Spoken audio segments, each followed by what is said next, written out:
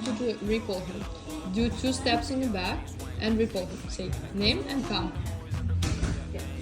Felipe, come. Right in front of you, right in front of you, in front of you, and tell him sit first. Sit. Yes, and pat him.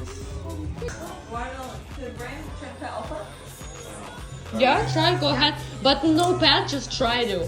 Pretend. Like, let's get excited. That's it. He's excited, walk away.